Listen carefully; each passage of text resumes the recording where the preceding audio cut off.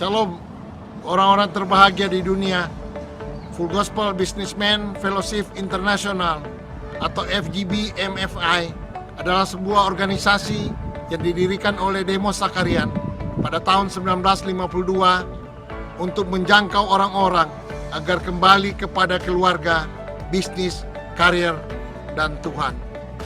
Ladies and gentlemen, nothing could give me greater pleasure than to be able to pay tribute to you, the members of the Full Gospel Businessmen's Fellowship. You have become the largest layman's organization in the world. I want you to know how much we really appreciate you. You're very special because the work that you're doing in the chapter, the testimonies you're giving. I'm Mario Garcia Olvera. I'm the International President of the Full Gospel Businessmen Fellowship International. As a businessman, I have a lot of good things around my life right now.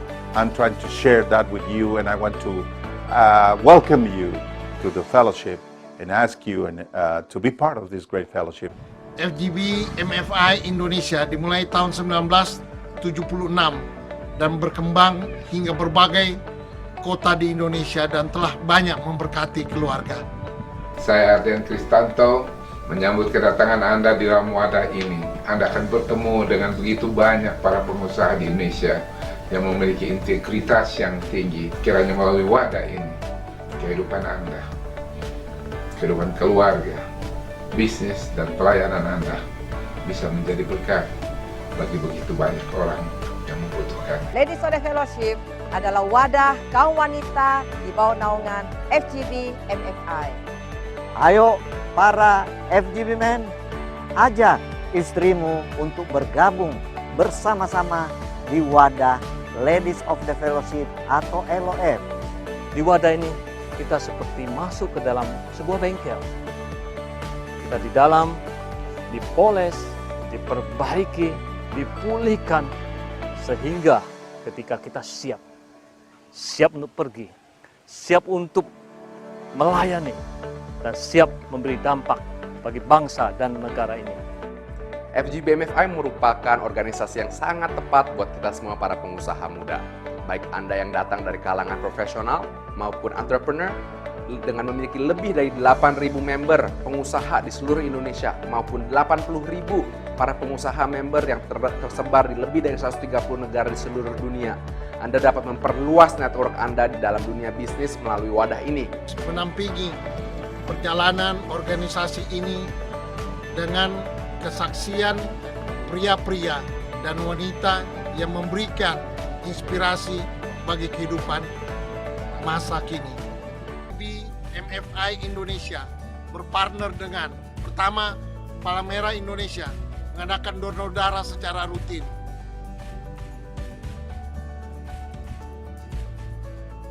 Kedua, Tagana untuk bantuan bencana alam.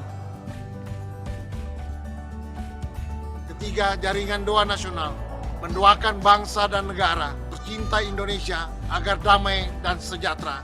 Keempat, Universitas Ciputra dalam menyelenggarakan mini MBA bagi pengusaha muda. Kelima, Family First untuk seminar keluarga. Keenam, CGN TV dalam rangka peningkatan kemampuan di dalam media elektronik, televisi, dan video.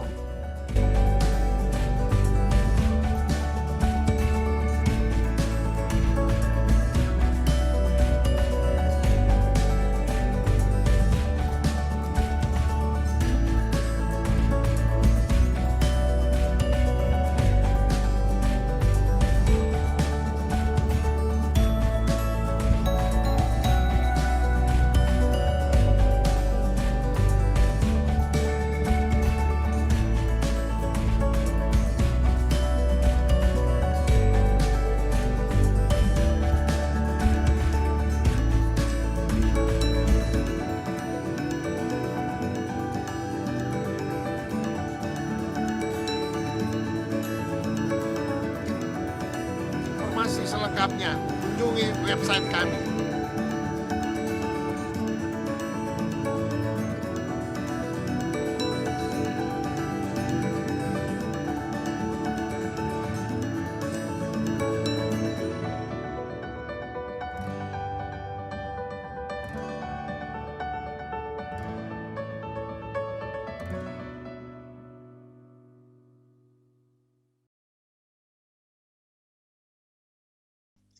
Terima kasih atas partisipasi yang melihat ya. Jadi saya buka mungkin hari ini kesempatan untuk teman-teman yang mungkin ingin menceritakan tentang bagaimana sih teman-teman ini tentang UMKM, melihatnya UMKM, dan bagaimana mungkin partisipasinya atau kiprahnya selama ini. Tadi saya udah dengar gitu, wah ini keren-keren katanya yang hadir keren-keren, udah di-mentoring oleh Pak Yahya katanya ini. Oh. Saya di mentor mereka ini. Oh gitu ya, sama-sama ya. Ya. Oke, mohon tunggu.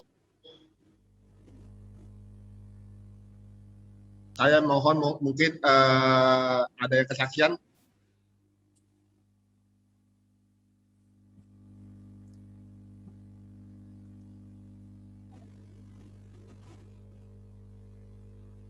Tapi saya mau menyambut juga nih ada Pak Brian Yaputra ya. Pak Brian Yaputra. Selamat malam Pak Brian. Ini juga salah satu senior di Rotary Club. Oh, apa kabar Pak Brian? Ya, pengusaha ini S2 Glass. Wah, S2 kaca Glass? artis. Apa itu Pak ya? Kaca artistik. Saya nggak mau ngomong kaca. Oh iya, kata-kata itu ya. Gereja segala. Ekspor, nggak main-main Pak Vincent. Iya, itu saya itu terkenal tuh S2 Glass, saya sering dengar juga itu. Ya, itu. Kaca Pak. Ini juga ada teman saya di BHI 7, Pak Andreas. Dia juga punya koperasi udang. Koperasi udang Pak. Koperasi udang di Banyuwangi, sama koperasi emas, sama internet murah di desa-desa. Wah, aduh. Ini juga banyak kerjaannya. Bisa Pak Andreas mungkin mau sharing sedikit Pak. Halo, selamat malam. Ya, malam Pak Andreas. Ya. Senang nih bisa menyimak nanti ilmu sharing dari Pak Yahya nih terkait dengan UMKM nih. Saya juga termasuk pemerhati UMKM, tapi karena saya passionnya di dunia digital, jadi sekarang lagi pursue gimana bisa menghadirkan internet murah ke banyak desa di Indonesia. Begitu Pak Yahya. Bagus. Salam kenal Pak Yahya. Ya. Sama-sama ini ya, sama-sama bakti ya Pak ya. Kita kan harus membangun ini. Iya, saya kira mesti dijaring nih kelihatannya nanti nih, mungkin bisa saling sharing nomor pakai DM aja ya. Oke. Kalau gitu kita mulai aja kali ya Pak ya, udah jam 7 ya Pak ya. Boleh Pak ya? Boleh, langsung aja ya. Baik ya. Langsung aja ya. Saya bantu sharingnya, sudah kelihatan ya teman-teman ya. Oke ya. Saya dibantu oleh Pak Vincent bos saya untuk share screen. Ya. Jadi sekali lagi selamat malam semuanya para rekan-rekan sekalian yang hadir dalam acara malam hari ini yang luar biasa, dan harapannya saya bisa berbagi kepada Anda sekalian apa yang menjadi pemikiran-pemikiran saya selama ini. Beberapa poin mengenai UMKM, karena kita sudah melihat bahwa Indonesia ini tahun 98 terpuruk oleh krisis ekonomi, dan itu juga diselamatkan salah satunya yang menjadi tonggak kebangkitan ekonomi pada saat itu adalah UMKM. Dan saya masih ingat tahun 98 itu saya diundang oleh 3 BUMN besar yang punya satu konsorsium untuk dana CSR untuk membina UMKM, yaitu Indosat, Telkom, dan Pos. Tolong di mute, ini perhimpunan inti Jabar, di mute ini. Kalau perlu di mute semuanya. Jadi tiga BUMN ini punya dana yang waktu itu cukup besar dan digunakan untuk mengembangkan UMKM. Cuman ketika saya terlibat ke dalamnya waktu itu bersama Ibu Eni Harjanto, mantan Citibank pada saat itu, kita terkejut bahwa banyak sekali pengelolaan dana yang tidak tepat sasaran, bahkan banyak sekali yang memang seperti sengaja, dalam tanda kutip sengaja difiktifkan. Dan itu terus berlanjut sampai sekarang. Selalu saja dana-dana ya untuk UMKM itu tidak pernah tepat sasaran. Itulah sebabnya negara kita UMKM-nya katanya nggak maju-maju ya karena begitu. Sedangkan masalah yang paling klasik di UMKM itu selalu dikatakan adalah tidak punya kurang modal atau tidak punya modal, kurang modal, itu menjadi alasan utama. Yang kedua adalah akses pasar. Jadi yang pertama itu biasanya nggak punya modal, kasih pinjaman bunga murah, semurah-murahnya, tetapi kemudian uangnya juga habis. Mereka tidak punya pengelolaan yang baik. Nah, inilah penyakit-penyakit UMKM yang kita temui sampai sekarang masih menjadi penyakit klasik. 15 tahun yang lalu kemudian saya sempat dilibatkan kembali sampai 10 tahun yang lalu itu di pembinaannya UMKM dari Telkom, grup Telkom. Dan di sana juga sama, ya, mereka punya pembiayaan buat UMKM dengan bunga yang sangat-sangat murah sekali, tetapi banyak yang tidak mengena pada sasaran, banyak yang tidak tepat sasaran, dan akhirnya dana-dana seperti itu juga seringkali menimbulkan NPL yang tinggi, non-performing loan, jadi kredit macet, dengan perkataan lain kredit macet. Nah, sekarang pada saat COVID-19, ini UMKM yang tadinya sudah di-push bagus, lagi berkembang, tiba-tiba harus dihantam oleh badai pandemi COVID-19. Dan ya semua sektor kena, tetapi sektor UMKM termasuk sektor yang paling terpukul. Nah, itulah sebabnya malam hari ini saya rasa dengan sharing apakah benar bahwa UMKM adalah motor ekonomi baru. Sejak tahun lalu semua digulirkan, semua dibahas. Soal UMKM itu tidak pernah berhenti. Bahkan Apindo pun punya Apindo UMKM Academy yang diluncurkan bulan Juli tahun lalu, di mana di situ ada Pak Ronald Wala selaku Ketua DPN Apindo, dan juga di sini ada rekan senior saya Pak Parlindungan Purba. Kita ada di dalam satu tim dan kita gerakan UMKM. Di luar itu pun saya masih punya kelompok-kelompok pembinaan UMKM, termasuk di CEO Business Forum Indonesia dengan RKB, Rumah Kolaborasi Bersama. Kemudian di Perhimpunan Indonesia Tionghoa, INTI, kita juga punya UMKM binaan, belum lagi di Kadin dan sebagainya, banyak sekali. Dan tentunya memang membina UMKM itu nggak gampang. Pertama, kalau nggak punya passion itu percuma, nggak punya hasrat, nggak punya kecintaan ini, nggak punya rohnya percuma. Dan kedua, harus passion, kesabaran. Karena membina UMKM itu perlu sabar, kalau nggak sabar bubar. Ya, jangan anggapan bahwa UMKM itu pasti gampang, ya kan, bisa diatur, ketimbang kita ngomong sama perusahaan, korporasi, UMKM itu gampang. Anda bisa keliru kalau misalnya Anda berpikiran seperti itu. Justru sebaliknya, berbicara kepada UMKM itu lebih susah daripada bicara pada korporasi. Oke, kita coba ke next slide berikutnya ya. Slide berikutnya, Pak Vincent, mohon dibantu. Di slide berikutnya saya menampilkan transform dan atau tersisih ya. Ini saya paling suka gambar ini karena apa? Saya dulu tuh nggak ngeh dan nggak nonton filmnya. Ya, saya cuma tahu mobilnya keren ya. Kemudian mobil ini bisa berubah menjadi robot. Dari Chevrolet ini kemudian bisa menjadi robot transformer yang sangat beken sekali dan filmnya terus dirubah. Apa yang ada di benak kita kalau melihat film ini sebenarnya bukan kepada fantasi, tetapi kepada sebuah perubahan yang begitu cepat dan begitu radikal, begitu dahsyat. Nah, korporasi saja sering nggak kuat menghadapi perubahan, apalagi UMKM. Harusnya demikian. Tetapi kenyataan, pengalaman yang lalu-lalu menunjukkan bahwa justru UMKM bisa lebih tangguh daripada korporasi. Kalau korporasi mintanya relaksasi terus. UMKM hidup segan mati tak mau dan akhirnya dia berusaha hidup sendiri. Mau tidak mau dia harus survive. Memang dia UMKM itu seperti survive in the jungle. Dia selamat di rimba dan menyelamatkan diri sendiri, bertahan dengan segala cara. Kalau korporasi datang ke bank, minta relaksasi, datang ke pemerintah, bicara relaksasi, minta haircut, minta apa dan sebagainya. UMKM nggak bakal dianggap, paling-paling kasih dana bansos.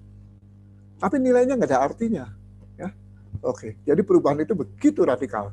Mari kita ke next slide.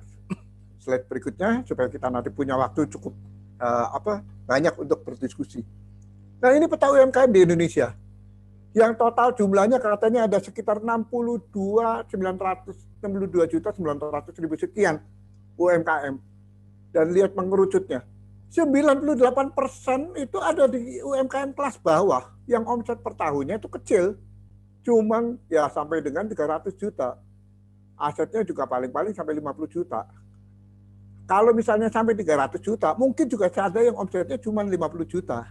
Atau mungkin di bawahnya itu. Dan itu total itu 98,7% UMKM. Inilah yang Anda bisa bayangkan. Kalau usaha besar, baru yang besar nih, bukan super besar, bukan mega corporation. Itu yang 10 sampai 50 miliar, itu 0,01%. Ya. Jadi perusahaan Anda itu masuk kemana? Kalau perusahaannya Pak Vincent, saya yakin itu kerucut yang paling atas sekali, di atas 50 miliar. Yang lain-lain, nah, ya, Anda bisa membayangkan. Saya juga lagi mikir, perusahaan saya ada di sebelah mana? Oh, ya udah ada di sini. Dan masih di dalam 0,0 sekian persen. Nah, peta ini memberikan gambaran pada kita bahwa ekonomi kerakyatan itu menjadi tumpuan pemulihan ekonomi kita pada saat ini. Ini penting sekali. Apakah kita harus bergantung pada korporasi yang katanya menguasai porsi ekonomi paling besar? Tetapi korporasi sendiri terpuruk, banyak pabrik tutup, pengangguran juga bertambah terus setiap waktu, lulusan baru nggak ada yang nampung. Makanya saya berani bicara waktu ketika tahun lalu diundang di gedung MPR, di hadapan Pak Fadel, Pak Peri Warjio, Pak Wimbo Santo, saya katakan bahwa lulusan-lulusan baru dari SMK Politeknik tidak terserap oleh industri, sebaiknya terjunkan mereka ke UMKM, menjadi pendamping para usaha-usaha kecil supaya mereka juga lebih bisa belajar manajemen yang lebih baik, bahkan mulai melek digital. Jadi jangan mengatakan, oh, sekian persen UMKM kita sudah mulai melek digital. UMKM yang mana dan di mana? Kalau UMKM-nya trader, nah itu mungkin betul UMKM trader, ya, UMKM pedagang. Nah, kalau UMKM pedagang memang ya begitu. Mereka jualan semuanya, karena mereka pedagang. Jualannya pakai apa? Pakai aplikasi, pakai Tokopedia, pakai Blibli. Itu UMKM pedagang. Tapi saya katakan yang saya maksud ya, bukan UMKM pedagang, tetapi UMKM produsen. Bukan UMKM trader. Ini yang harus diperhatikan. Kalau UMKM trader, itu dia hanya akan menjadi middleman, menjual barang yang laku, yang nggak laku lewat. Nah, siapa yang memperhatikan UMKM produsen ini? Nah, itulah peta UMKM Indonesia yang seperti ini. Kita bisa melihat bahwa di bawah itu besar sekali. Mungkin piramidanya paling bagus digambarkannya adalah wah seperti ini. Melebar terus sampai di bawah. Ya, oke, next slide. Slide berikutnya. Kita lihat. Nah, pemerintah punya gerakan melalui Pak Teten Mas Duki sebagai menterinya. Ada 7 upaya pemerintah untuk memberdayakan UMKM supaya bisa diberdayakan. Pertama adalah katanya penyediaan 30% tempat buat berpromosi. Ya, ini termasuk ya melibatkan BUMN, melibatkan Pemda, BUMD semua sampai lokasi-lokasi transportasi segala macam itu untuk promosinya UMKM. Kedua, ada pengelolaan yang terpadu daripada UMK ya oleh pemerintah pusat maupun di daerah supaya mereka juga bisa bersinergi dengan stakeholder, termasuk juga bisa bersinergi dengan industri-industri besar sekelilingnya. Ketiga, jaminan kredit program UMKM, ada jaminan kredit, kalau pokok bekal dari SPK bisa dapat kredit. Kemudian pengadaan barang jasa untuk pemerintah. Jadi sekarang pemerintah BUMN juga didorong untuk belanja ke produk UMKM. Ya. Kemudian kelima, fasilitas hak kekayaan intelektual, memudahkan pendaftaran merek dan sebagainya. Kemudian juga memanfaatkan sistem aplikasi laporan keuangan. UMKM diajarin untuk menggunakan aplikasi laporan keuangan yang sederhana. Telkomsel saja sempat waktu beberapa tahun yang lalu ikut membuat program POS dan sebagainya. Dan kemudian yang terakhir adalah pengembangan UMKM mulai dari pendataan potensi, masalah, pelatihan dan sebagainya, pendampingan. Nah, ini semua upaya pemerintah. Tetapi upaya ini kita melihat sebagai upaya yang terlalu besar, terlalu jauh untuk dipikirkan. Nah, di slide berikutnya, setelah slide ini coba kita lihat, ini ada kemudahan-kemudahan yang diberikan oleh pemerintah. Daftarin merek katanya sekarang gampang, betul nggak? Ya, di beberapa daerah memang ternyata ketika saya berkomunikasi udah bisa, iya Pak bisa, tapi ada yang masih belum bisa juga. Nah, ini memang kendalanya masih ada. Mungkin adalah UMKM-nya sendiri belum melek kalau misalnya daftarnya secara online itu seperti apa, caranya bagaimana, formulirnya, cara ngisinya bagaimana. Perlu lagi pendampingan. Padahal sudah diberi kemudahan, apalagi UMKM masuk ke dalam salah satu klaster di Omnibus Law, ya, Undang-Undang Cipta Kerja. Slide berikutnya. Kita lihat juga bahwa selain daftarkan merek, ya, nah ini contoh-contoh ya, UMKM kreatif nih. Ini dari sebagian besar dari Jawa Barat. Anda bisa bayangkan ya, orang Jawa Barat, di Jawa Tengah, Jawa Timur juga pasti banyak. Saya ada beberapa contoh sebenarnya. Nah, mereka bisa membuat kemasan yang menarik. Dan kemasan ini kadang-kadang dibantu oleh siswi dari SMK yang membantu membuat kemasan untuk UMKM. Dan hasilnya memang juga lumayan bagus sekali. Ya, nggak kalah lah. Ya.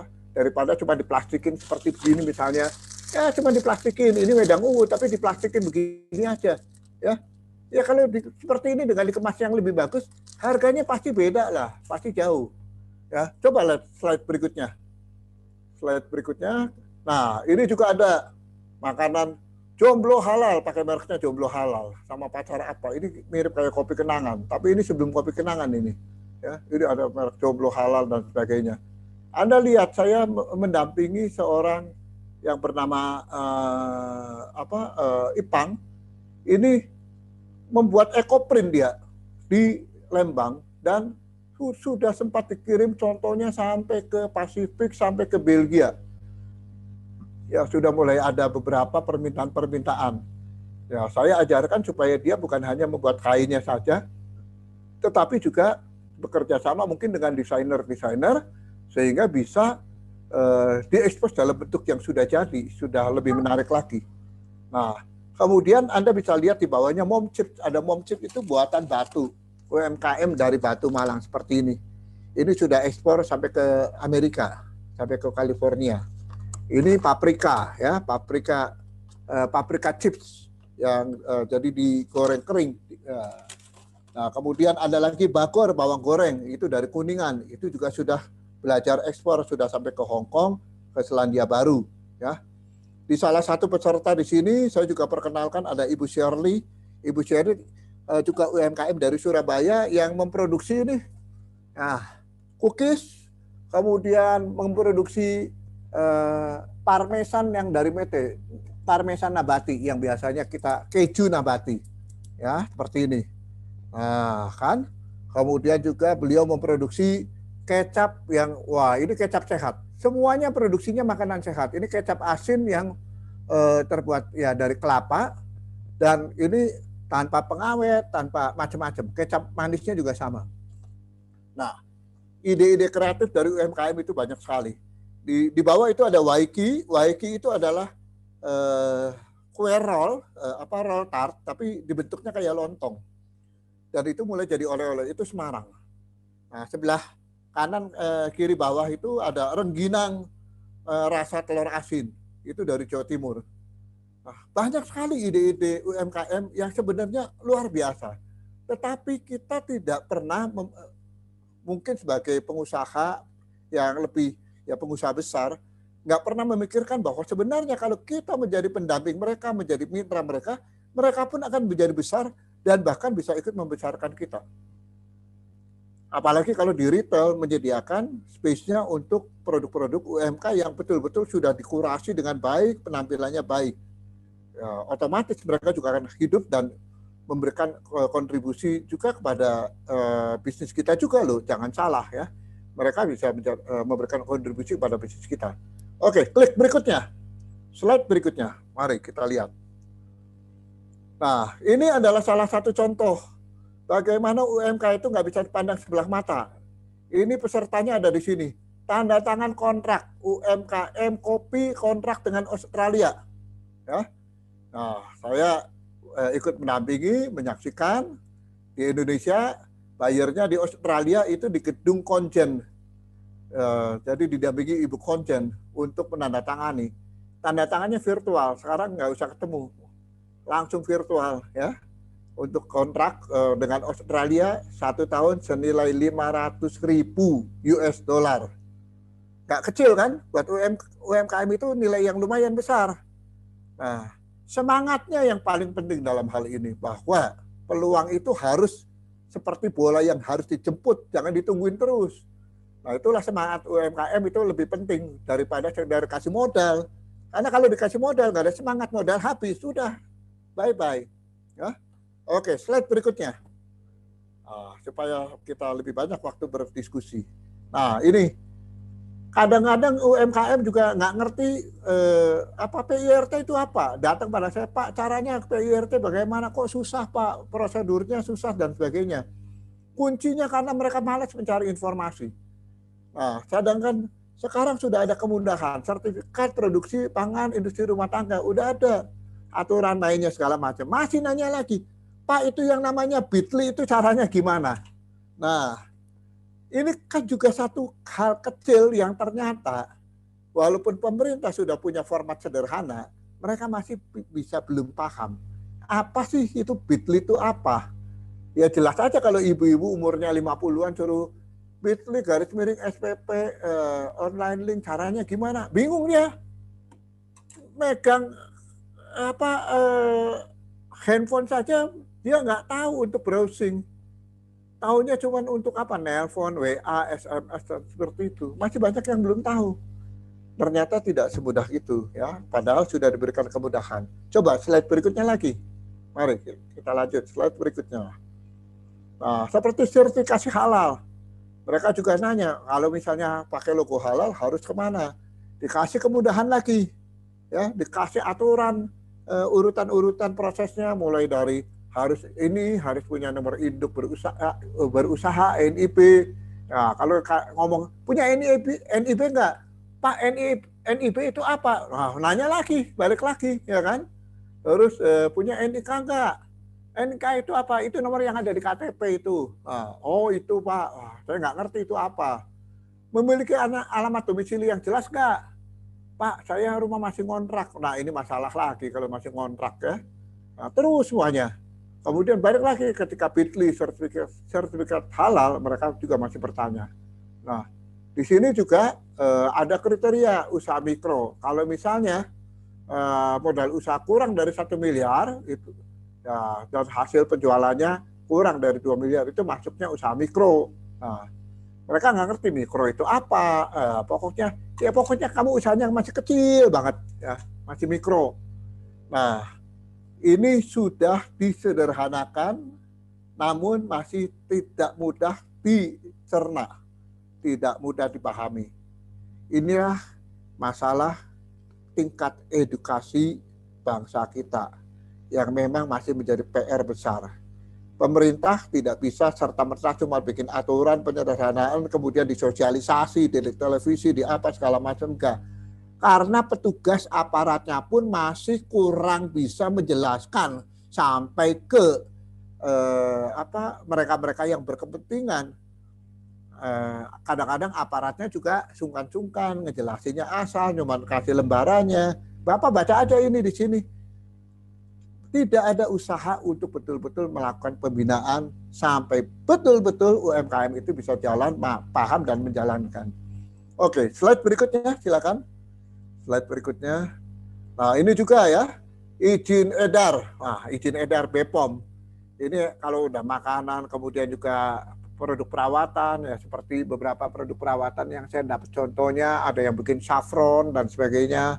Ya, kemudian kalau nggak punya izin edar, saya bilang nggak bisa. Kamu harus punya izin edar dulu kalau sudah menyangkut seperti ini, dan itu harus mengajukan pada BPOM.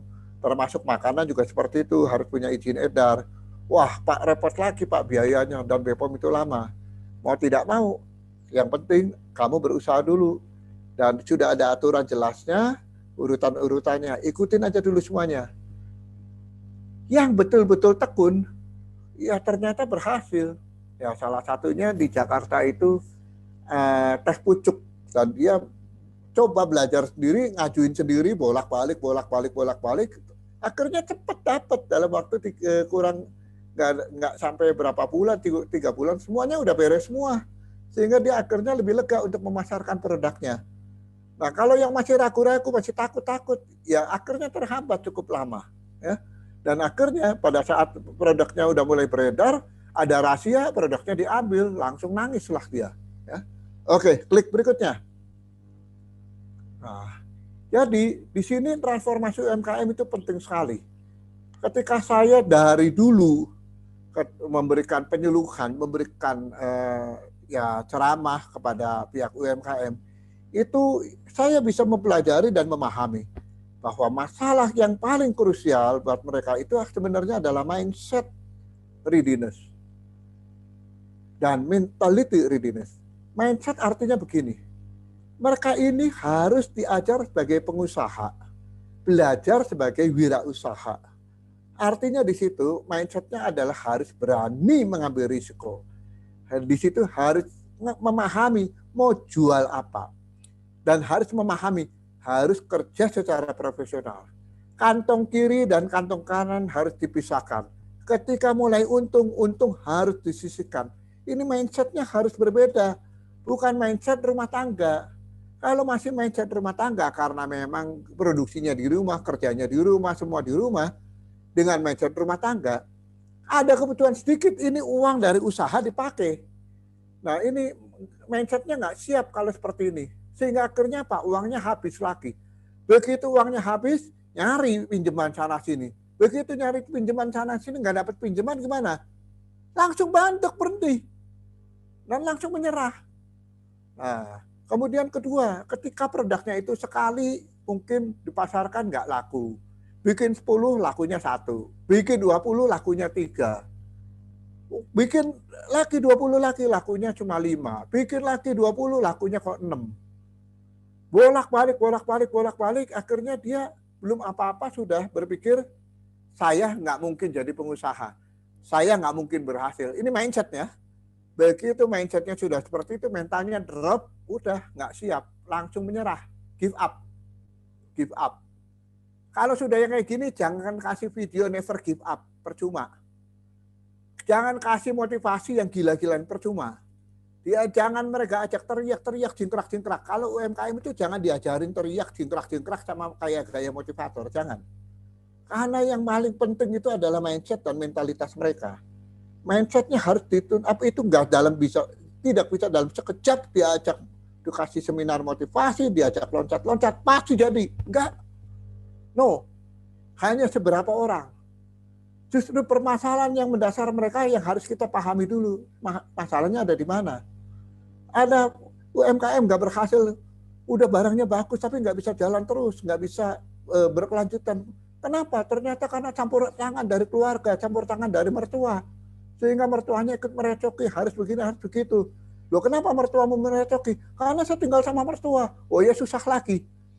Nah, inilah sebabnya masalah di UMKM itu bisa A sampai Z. Balik lagi ke bolak-balik dan tidak ada masalah yang 100% hanya urusan permodalan. Masalahnya bisa banyak sekali dan tidak ada teorinya, tidak ada handbooknya mengenai masalah-masalah dalam UMKM. Bisa sangat luas. Saya pernah mencoba membantu membiayai UMKM untuk jualan. Produknya oke, makanan kuliner, produknya oke, rasanya oke, semuanya oke. Tapi dia nggak bisa berkembang karena dia tinggal dengan mertua. Jadi akhirnya saya bantu, oke, saya akan ikut modalin. Saya modalin, buka tempatnya, gerobaknya juga saya siapkan yang bagus, semuanya. Alat-alatnya kita beli semuanya. Masalahnya cuma satu, begitu dia sukses, dia laku, dia seneng. Kemudian mulailah keluar malesnya. Males ini nggak ada di kamusnya. Nggak ada di kamus UMKM. Ternyata males. Jadi biasanya harus jam 5 harus buka sampai malam. Karena itu kuliner yang lakunya di malam. Dia datang baru jam 7, jam 8. Anak buahnya dulu yang suruh datang. Jam 7, jam 8 dia datang, sebentar terus dia tinggal. Ngapain? Nyari ngopi, akan nyanyi di kafe. Karena ikut nyanyi di kafe. Nah, ini mindset dan mentalitasnya nggak siap untuk jadi pengusaha. Ya susah. Berapa bulan kemudian terpaksa akhirnya tutup. Karena tekor. Dia bilang, Pak uangnya kurang, Pak uangnya kurang. Padahal saya punya aturan main begini. Saya hanya akan mendanai di awal plus modal kerja 3 bulan setelah itu kamu harus bisa berjalan dan kamu mulai mengembalikan, dicicil. Ternyata gagal. Dan itu beberapa kali terjadi. Yang ini bikin surabi, yang ini bikin gehu dan sebagainya. Semuanya enak-enak semua. Tapi yang nggak enak itu adalah mentalitas mereka, mindset dan mentalitas. Mindsetnya kenapa? Ada yang bantuin, udah gampangin. Karena ada yang bantu. Karena dibantu. Karena ada yang mensupport keuangan. Nah, ini mindsetnya, jeleknya di situ. Nggak merasa ada kewajiban untuk kembaliin. Nggak merasa, walaupun udah diomongin nanti kamu harus cicil, tapi mereka nggak merasa terbeban. Nah itu ya, makanya ketika mindset dan mentalitas ini nggak siap, maka mereka juga tidak bisa membenahi proses bisnisnya harus dirubah. Mereka juga tidak punya struktur organisasi, kecil-kecil apapun. Walaupun karyawannya cuma 4-5, saya bilang kamu harus punya struktur. Yang ngerjain ini siapa, yang ngerjain ini siapa, anakmu ngerjain apa, istrimu ngerjain apa. Harus dibagi kerjaannya. Dan apalagi mereka harus belajar mengenai market, mengenai pasar, mengenai target market. Siapa yang mau dibidik? Jangan, Pak saya bisa begini. Bikinan saya paling enak daripada yang lain. Bikinan saya paling bagus daripada yang lain. Yang lain itu sudah banyak sekali. Dan dia merasa paling bagus. Saya bilang, kesalahan pertama adalah ketika Anda merasakan bahwa Anda paling baik di antara yang lain. Itu kata siapa? Kata saya, ya itu yang salah. Kata kamu sendiri. Kalau kata konsumen itu paling benar. Tapi kalau itu kata kamu sendiri, itu belum tentu benar. Hati-hati, Anda sebagai pelaku UMKM jangan terjebak, ya kan? Kemasan aja masih jelek kok Anda bilang sudah bagus, ya kan? Kemasannya masih gampang bocor, ya itu Anda nggak bisa. Etiketnya masih nggak menarik, ya, nggak catchy, nggak. Kemasan itu penting sekali karena pada penampilan pertama orang melihat itu kemasannya dulu. Mungkin isinya sama, tapi begitu lihat kemasan itu ibarat kata kita melihat gadis cantik yang didandani sedemikian rupa, bajunya juga sangat menarik sekali sehingga cuman lewat saja orang udah melihat, ya kan? Itulah sebabnya produk kita pun harus dikemas sedemikian rupa supaya orang-orang tertarik pada kita. Nah, saya bisa kasih contoh satu contoh yang paling sederhana. Ini adalah Power-G ini dari Semarang. Ini sari bawang putih, ekstrak bawang putih. Dan kemasannya sudah lumayan bagus. Udah bisa pakai cantelan kayak gini sehingga tinggal dibawa-bawa. Ya, di sini ada penjelasan produk dan cara minum konsumsinya dan sebagainya. Kalau ditanya ini Pak gimana siap oke nggak buat ekspor? Saya rasa sudah oke buat ekspor. Anda tinggal ngurus kalau di sana sama FDA-nya, sama apanya segala macam. Ya, sama halnya seperti ini.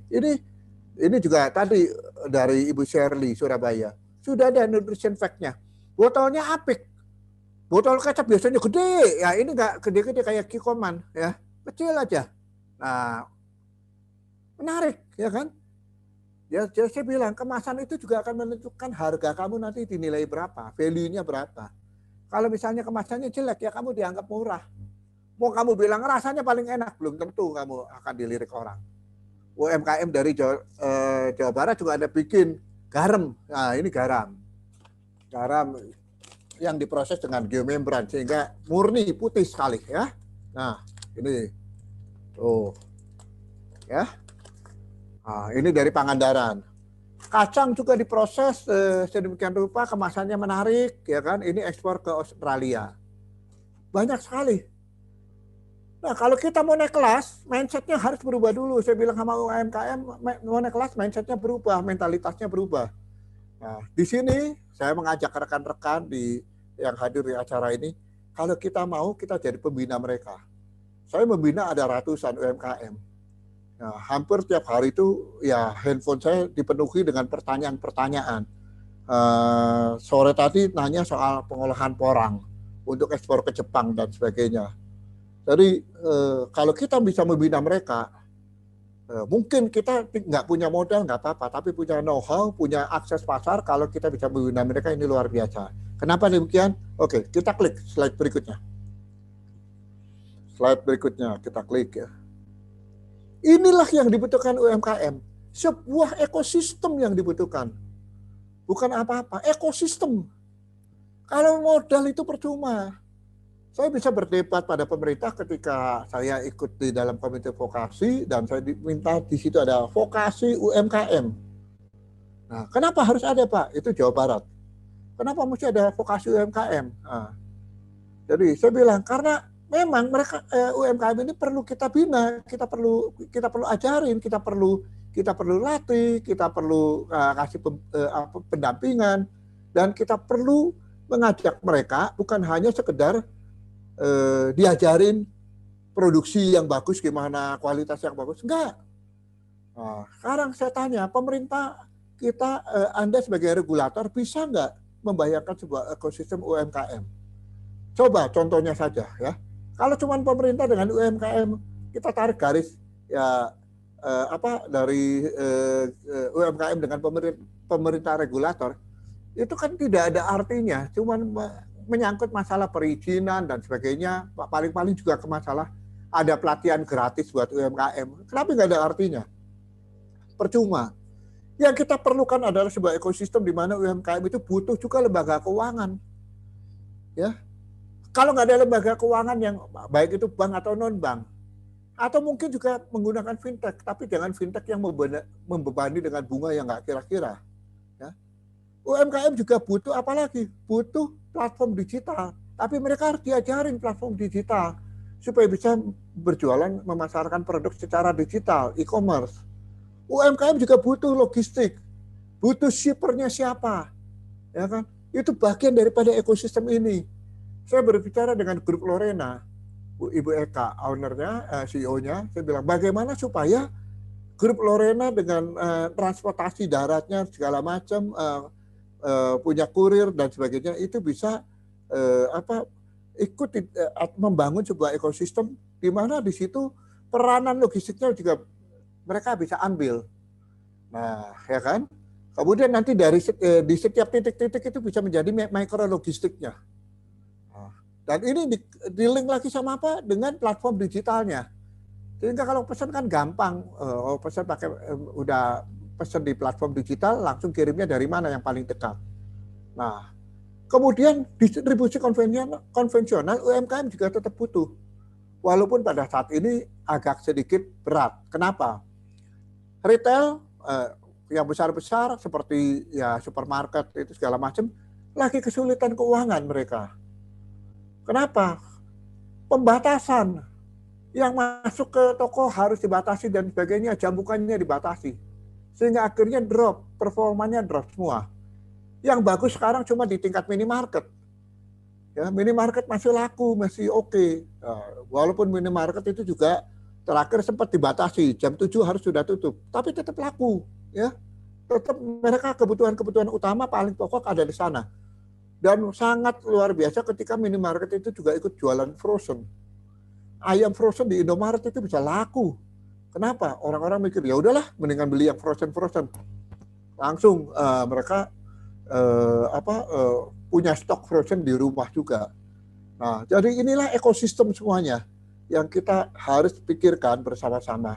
ekosistem bisa menjadi peluang usaha dan kolaborasi untuk membentuk ketahanan ekonomi. Kalau kita di antara kita ini ada anggota yang memang, wah saya jago di fintech, mungkin kalau nggak salah Pak Vincent, oke, atau punya kompetensi dan expertise di fintech, develop fintechnya untuk UMKM. Ya, nanti ada yang punya lembaga keuangan, punya financing, ya silakan kalau misalnya mau bikin supaya nanti, oke, kita kembangin juga supaya bisa jadi off-taker, tapi kerjasama dengan nanti siapa yang memproses lebih lanjut. Nah, ini juga bagus. Ini juga peluang. Ya, salah satu contoh ketika saya katakan bahwa saya bilang sama rekan saya di Indramayu, coba kalau kamu kembangkan itu yang namanya gaplek, tapioka segala macam, kembangkan di sana. Tapi jangan cuma bikin gaplek tok. Teman-teman itu kasih tahu jangan cuma gaplek. Kemudian juga yang mereka-mereka yang punya kebun mangga diolah menjadi dried mango.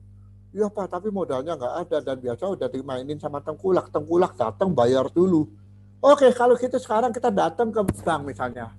Bank daerah ya, bank daerah kita bicara, kita minta kredit pengolahan, tapi pembelinya sudah siap-siapa. Jadi saya berusaha carikan akses pasarnya kemana, misalnya ke Tiongkok. Oh ini kalau misalnya dried mango, ini bisa diekspor ke Tiongkok, white label, nggak pakai merek. Nanti yang merekin mereka sendiri. Nah, itu salah satu contoh. Jadi inilah ekosistem yang kita bisa bangun bersama-sama untuk membangun ketahanan ekonomi, ya khususnya juga dengan UMKM di daerah-daerah. Contoh lain, saya butuh ikan asin jambrong untuk diekspor ke Amerika melalui rekan saya. Dan ini susah, sampai detik ini nyarinya nggak dapat karena ikan itu katanya musiman. Dan setiap kali baru tangkap nelayan ini sudah ada yang borong semua. Dan borong dengan harga murah, tapi nanti harga di supermarket sudah mahal, di merek-merekin sendiri sama yang memborong dalam bentuk plastik besar itu, karung plastik-plastikan. Kemudian dikemas sendiri sama mereka 100 gram, 200 gram, 100 gram. Dan harganya luar biasa, berlipat-lipat kali lipat. Nah, tapi ini juga peluang. Rempah-rempah buat diekspor, saya juga mendapatkan permintaan yang lumayan besar. Teh buat diekspor juga ada peluangnya. Namun, kalau sendiri-sendiri nggak mungkin. Mereka-mereka ini produsen-produsen UMKM yang modalnya cekak. Yang cara prosesnya juga mungkin juga masih kurang.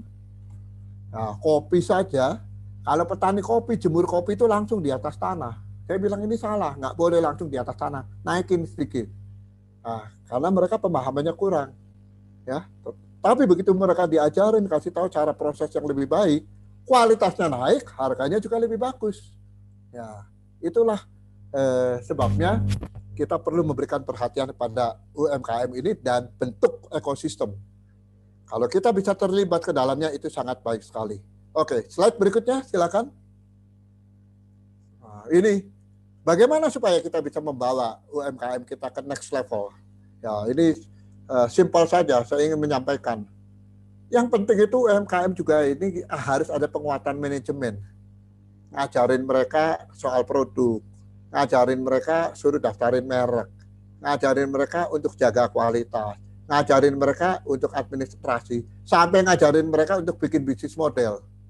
Satu anak muda yang dari Cimahi, dia sudah berhasil, dia juga ikut pitch deck ya, dan dia juga sudah berhasil untuk membuat produknya, bisnisnya dengan konsep seperti perusahaan. Dan dia bikin bisnis model kanvas.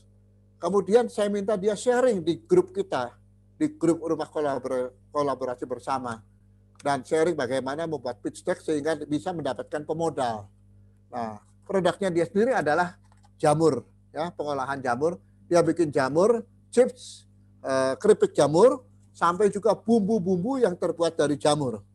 Bumbu-bumbu yang terbuat dari jamur, baik bumbu soto, bumbu apa, sampai bumbu tabur. Nah, ini satu contoh. Dia memang sadar manajemen itu penting.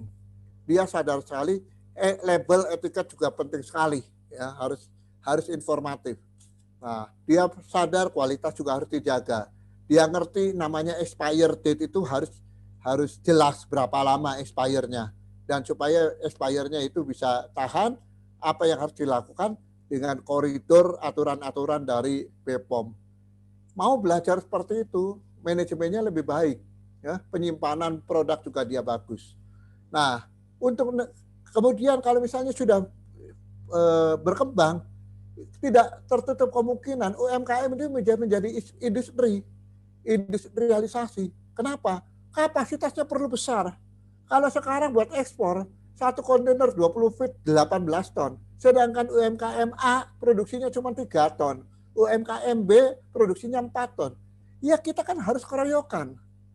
Ya kan? Kalau bisa keroyokan baru nanti ada agregator baru bisa ekspor. Kalau sedikit-sedikit biaya pengirimannya nanti mahal. Nah itulah kendala seringkali di UMKM nggak ngerti. Pak ngirimnya pakai apa? Ongkosnya berapa Pak? Ini ya kan? Nanti siapa yang nanggung biayanya? Itu Pak ditanya katanya FOB. Apa itu FOB? Nggak ngerti FOB. CNF nggak ngerti. Pak itu ada katanya mereka nanti akan nerbitin PI. Apa itu PI? Oh, performa invoice. Ya PO, performa ordernya, purchase order. Terus saya harus bikin PI, performa invoice, nilainya kurang lebih berapa. Nah, hal-hal seperti ini perlu diajarkan dulu sebelum mereka akhirnya menjadi sebuah industri. Dan tidak sedikit yang mulai menjadi industri ya, termasuk ini mulai jadi industri. Dia sudah mulai sudah memiliki HACCP, ya, HACCP. Luar biasa. Jadi, tapi ada lagi yang belum, ya. Kemudian yang satu lagi ada beberapa produk lagi juga mulai mengarah kepada industri dengan membuat layout produksi yang bagus. Nah, ini PR buat kita adalah bagaimana supaya UMKM ini bisa menjadi industri satu saat, menjadi besar.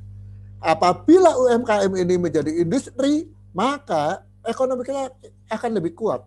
Tidak hanya akan tergantung pada investor-investor luar yang harus buka pabrik di sini. Ketika daya saing kita merosot, mereka hengkang pindahin lagi pabriknya. Karena mereka cuma bawa modal, selama masih kompetitif, mereka akan tetap bisa produksi di kita. Mereka tetap stay punya industri di negara kita. Tetapi begitu kurang kompetitif, mereka akan pindahkan lagi, relokasi lagi. Sehingga akhirnya kita tidak punya fundamental industri yang kuat dari kita sendiri. Lemah. Makanya saya ngotot, cobalah UMKM kita bela dan kita giring mereka menjadi industri-industri. Jadi IKM dan akhirnya industri besar. Dari tahun 98 sampai sekarang itu tidak sedikit yang juga akhirnya menjadi industri besar. Mula-mula cuma bikin komponen kecil-kecil, tapi kemudian berhasil ya kan menjadi supplier komponen untuk industri otomotif. Dan kemudian untuk bisa ke next level, UMKM ini diajarin bahwa mereka harus ke blue ocean. Jangan cuma bikin, si Anu bisa bikin, kita juga bisa bikin. Si Anu bisa bikin, saya juga bisa bikin. Seperti jualan martabak. Satu jalanan jualan martabak semua. Dulu Jakarta Jalan Blora, satu orang jualan soto, yang lain jualan soto kumis. Kumis 17, kumis 26, kumis 42, semuanya sama soto. Yang laku siapa?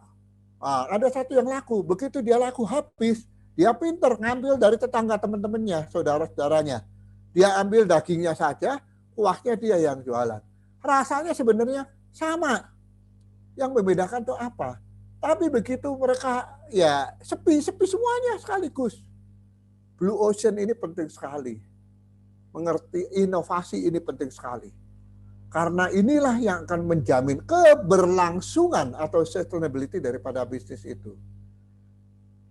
15 tahun yang lalu muncul 13 sampai 15 tahun yang lalu. Brownies kukus Amanda. Brownies biasanya dipanggang, tapi dia bilang brownies kukus. Kemudian laku. Terus akhirnya menjadi industri. Dari home industry menjadi industri. Terakhir dia sudah mengirimkan sampel-sampel jualan juga ke Australia, ya, dijual melalui kawan saya juga. Tapi belum mendapatkan repeatnya lebih lanjut. Kenapa demikian? Menurut saya, ketika di Indonesia laku, belum tentu di negara lain laku. harus pelajari, harus riset, harus inovasi, harus menampilkan sesuatu yang berbeda. Karena di sana juga ada produk-produk yang sama namanya brownies. Ya.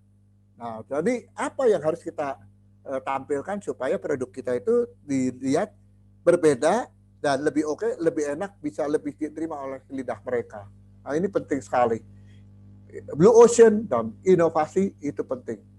Dan terakhir adalah korporasi UMKM itu sangat bukan hal yang mustahil, ya, sangat dimungkinkan dan bisa jadi go public.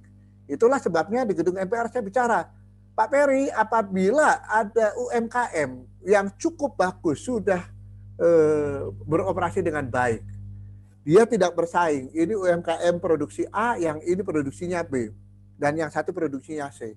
Masing-masing punya omset 5 miliar, 7, dan yang ini cuman mungkin 10 miliar. Kalau saya gabungkan ketiganya, omsetnya terkonsolidasi 22 miliar. Dan asetnya saya gabungkan secara total ada 7 miliar. Layak tidak go public. Karena syarat minimal itu adalah 5 miliar modalnya. Nah, 7 miliar layak tidak go public. Oh, sangat layak. Nah, itulah sebabnya pemerintah kalau mewacanakan go public buat UMKM, caranya bagaimana? Nah, jadi ini harus dipikirkan bersama-sama. Ini baru salah satu alternatif selain melakukan crowdfunding. Jadi korporasi UMKM itu tujuannya saya bilang adalah untuk supaya UMKM itu jadi besar dan lebih cepat dan punya pendanaan yang kuat. Nah, itu menjadi salah satu cita-cita saya. Semoga saya bisa mewujudkan nanti kalau bertemu dengan beberapa UMKM yang bagus. Saya ingin sekali mereka akhirnya berkembang dan bisa dikorporasikan, kemudian digo-publikan. Nah, berapa besarnya saham adalah sesuai dengan asetnya masing-masing. Kalau sepakat, why not? Jadi nggak boleh berpikir saya harus lebih besar. Kita besar sama-sama. Nah, itu semangatnya harus seperti itu. Baru bisa menjadi besar. Ya. Baik, slide berikutnya. Nah, ini slide saya terakhir. Pemecah kebuntuan krisis ekonomi adalah pemerintah. Ini ajaran dari John Maynard Keynes. Jadi kalau Anda ekonom suka baca bukunya dan dulu mungkin kuliahnya di ekonomi, John Maynard Keynes ini seorang ekonom mengatakan bahwa pemecah kebuntuan krisis ekonomi itu sebenarnya pemerintah yang harus berperan, pemerintah yang harus turun tangan. Tapi ekonom berikutnya, Joseph berikutnya, Joseph Schumpeter yang dikenal dengan masa Schumpeterian mengatakan ekonomi dapat bangkit berdasarkan kemampuan adaptasi bisnis melalui inovasi. Nah, revolusi industri kan waktu itu berjalan. Jadi harus ada adaptasi. Dunia ini akan berubah katanya. Teknologi akan membawa perubahan-perubahan. Maka kita harus bisa beradaptasi dan melakukan inovasi. Ya, benar juga. Ya, Keynes bilang benar. Dalam situasi-situasi yang sangat-sangat kritis seperti pandemi COVID-19, ya memang pemerintah yang harus turun tangan. Relaksasi, ada kebijakan, ada ini, kelonggaran, dan sebagainya. Ya. Tapi kalau kata Schumpeter, benar nggak? Ya benar juga. Karena kalau tidak bisa melakukan adaptasi, melakukan inovasi, nggak bakal bisa bertahan. Negara lain akan tetap menyerang negara yang lain juga. Satu sama lain akan membangun daya saing. Nah, kalau kita daya saingnya lebih lemah daripada negara lain, produk kita juga tidak berdaya saing dibandingkan produknya orang lain, maka ya kita akan lemah. Nah, tapi kunci daripada semuanya ini, apakah kita sebagai pengusaha, sebagai pelaku UMKM, itu orang rajin atau bukan? Ya, karena di sini saya mengambil ayatnya saja, tangan yang lamban membuat miskin. Jadi kalau masyarakat kita tangannya lamban, negara juga kita akan miskin. Tetapi tangan orang rajin menjadikan kaya. Saya selalu kasih contoh, bukan berarti ingin meremehkan bangsa sendiri. Kenapa ya orang di Tiongkok itu rajin? Saya sempat melihat mereka kalau cara kerjanya dan makannya. Di Jepang waktu saya magang di Jepang 1 bulan, lihat orang di Jepang di pabrik bekerja, kok beda sekali. Pabriknya sama dengan pabrik kita di Indonesia. Memproduksi yang sama dengan kita di Indonesia. Tetapi produktivitasnya mereka lebih tinggi. Cara kerjanya lebih berbeda. Di Indonesia orang kerja masih bisa sambil ngobrol sambil, Nang, sore kemana? Ini masih bisa teriak, masih bisa apa. Di sana fokus pada pekerjaannya, fokus saja. Ya, kalau kita masih jalannya aja melengak-lenggok santai, sana jalannya cepat. Cara bekerja sudah berbeda, mindset berbeda. Tangan yang lamban akan membuat miskin, tangan yang rajin menjadikan kaya. Amsal 10 ayat 4.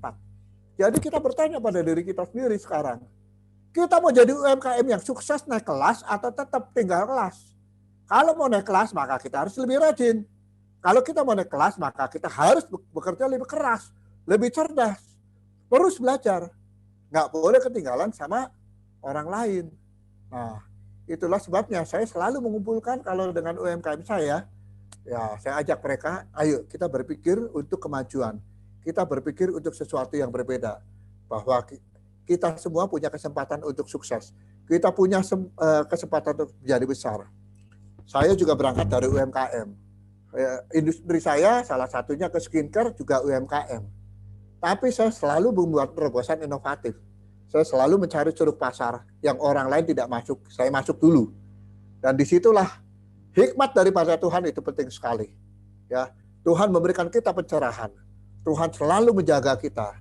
Inovasi yang baru itu diajarkan oleh Tuhan. Kasih setianya selalu baru setiap pagi. Maka setiap pagi yang harus kita lakukan adalah mengucap syukur.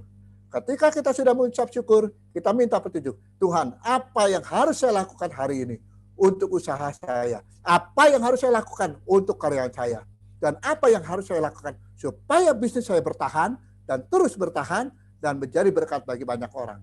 Saya percaya UMKM yang ada di lingkungan kita semuanya, di Full Gospel maupun di sekeliling Full Gospel, itu akan maju. Karena apa? Karena kita berkarya di dalamnya dan Tuhan mengizinkan kita untuk menjadi saluran berkat bagi mereka. Sekian, terima kasih dari saya. Saya kembalikan pada moderator untuk berdiskusi. Terima kasih Pak Yahya, luar biasa sharingnya. Langsung ada pertanyaan Pak, saya mau perkenalkan dulu nih. Ini teman saya, teman baik saya. Dia pengurus daripada, penasehat daripada Nur College Masjid Society. Cak Nurian, mungkin Bapak pernah dengar Cak Nur Gus Dur itu? Ya, betul. Masjid. Nah, ini ada penasehatnya namanya Pak Suhan. Pak Suhan Askandar akan bertanya. Pak Suhan menanyakan nih Pak. Silakan Pak Suhan. Silakan Pak. Pak Suhan mungkin di-unmute dulu kali.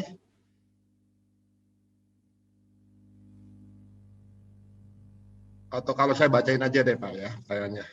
Pertanyaannya adalah dia tanya, Pak, ini kan Bapak tadi ngomong UMKM itu harus bentuk korporasi. Nah, bagaimana dengan kooperasi, Pak? Atau apa bedanya, Pak? Mungkin kan lebih baik di kooperasi saja daripada di korporasi. Kalau kooperasi anggotanya banyak. Kalau korporasi kan nggak harus banyak. Kalau kooperasi itu kan anggotanya ya individu-individu banyak membentuk satu kooperasi. Nah, mau 10 orang, mau 20 orang boleh. Sekarang koperasi kan anggotanya nggak boleh, sekarang sedikit juga boleh. Nah, cuman kalau koperasi itu kan nggak, yang sampai saat ini aturan untuk go public itu adalah yang sifatnya badan hukum perusahaan PT. Sampai saat ini koperasi kan belum nggak, karena koperasi sifatnya adalah kebersamaan, bukan untuk go public. Jadi nggak bisa untuk go public. Nah, jadi kalau mau UMKM membentuk koperasi gampang nggak? Oh, lebih gampang lagi, lebih gampang. Nah, koperasi apa misalnya? Koperasi itu apa tadi, nelayan. Ya, semua nelayan bergabung di situ semuanya. Nah, supaya apa? Supaya bisa menjaga stabilitas harga, supaya bisa ya punya bargaining power dengan pembeli, termasuk dengan tengkulak. Nah, ini koperasi salah satu fungsinya seperti itu. Untuk membantu pembiayaan atau simpan pinjamnya, sehingga nanti yang mereka membutuhkan ya kita bisa bantu. Untuk misalnya mau beli pakan, ya kalau di pertanian mau beli pupuk bisa koperasi beli bareng-bareng, harganya lebih murah, nanti anggotanya juga bisa mendapatkan harga yang lebih murah. Pada saat menjual hasil panen, kita bisa menjual bersama-sama melalui koperasi. Jadi keuntungannya pun akan lebih terjaga dibandingkan nanti dipermainkan sama para tengkulak. Nah, itu jawaban saya. Gimana Pak Suhan? Ada yang mau ditambahkan Pak Suhan? Terima kasih Pak Vincent. Terima kasih. Terima kasih banyak. Saya rasa itu jawaban yang ini ya, yang memang yang begitu adanya ya, karena koperasi itu sendiri kan sebenarnya kan secara pembentukannya bisa lebih sederhana begitu Pak. Dan kalau kita baca di ini ya literatur atau di kabar-kabar ini mengenai perkoperasian, itu ternyata negara-negara besar ya seperti Amerika, seperti Prancis, itu koperasinya juga maju-maju begitu. Jadi GDP dari negara-negara besar itu berapa persen itu juga dari koperasi gitu. Betul, Ya kan? Dan betul. kalau di pedesaan itu mungkin lebih gampang begitu. Cuma masalahnya koperasi itu adalah make sure bahwa pengurusnya itu benar-benar committed gitu. Ya itu yang nggak gampang di situ. Tapi kalau kita dapat pengurus yang committed itu untuk memajukan itu cepat sekali, ya cepat sekali, ya untuk memajukan cepat sekali karena keanggotaannya pun juga gampang, ya kan? Keanggotaannya untuk menjadi anggota itu juga gampang, ya hanya memang yang perlu dijaga itu Pak, committed daripada pengurusnya, kedisiplinan dan sebagainya. Terima kasih Pak Yahya. Terima kasih Pak Tuhan. Ini suatu ide Pak Tuhan. Pak Tuhan kan punya bahkan ngurusin komunitas Muslim kan. Kita kan ada komunitas Kristen. Kerjasama Pak. Ya. Ini harus. Iya. Saya belajar juga di Selandia Baru. Selandia Baru itu negara yang tidak punya konglomerat. Pak Tanto Yahya itu adalah salah satu pendiri dari CEO Business Forum yang saya ketuai ini. Kita mendirikan bertiga, saya, Pak Tanto Yahya, dan Pak Chandra Darusman. Terakhir pada saat saya mengunjungi Selandia Baru untuk ikut Pacific Exposition 20 negara, dan juga ada ya kita diskusi business matching, saya kaget. Koperasi-koperasi di Selandia Baru itu sangat kuat sekali, dan memang pengurusnya itu yang jadi kunci. Jadi pengurusnya itu harus profesional dan bisa jadi kayak ngurus perusahaan. Nah di Indonesia sebenarnya dari dulu tuh ada Pak, KUD itu Pak, Koperasi Unit Desa. Kalau itu betul-betul dikelola dengan baik, ya bukan hanya menjadi koperasi yang masif, tetapi di koperasi yang bagus dengan kepengurusan yang profesional, ini nggak mustahil Pak. Koperasi yang sejenis KUD ini segala macam puskutnya, wah itu bisa jadi kayak konglomerasi itu. Kayak konglomerasi, karena ini negara yang sangat besar. Kalau Selandia Baru kan negara cuma 4,5 juta penduduk, ya kan, koperasi susu, koperasi apa segala macam. Tapi kalau di Indonesia nggak usah jauh-jauh, kita bikin saja Pak. Saya bilang di Indramayu, kita bikin koperasi mangga. Berapa yang punya kebun mangga? Oh Pak, yang punya kebun mangga itu mungkin ada ratusan loh Pak. Ya, yang 1 hektar, yang cuma ini, tapi ada yang juga yang 2 hektar, 5 hektar. Cuman pohonnya nggak teratur. Tapi kalau segitu banyaknya saya bilang, kalau dibikin koperasi aja, anggotanya 100. Produksi mangganya bisa berapa? Dihitung. Setiap kali panen bisa berapa? Nah, nggak ada Pak. Jadi mereka sekarang mulai berpikir, ternyata kalau kita bikin koperasi bisa ya oke juga ya.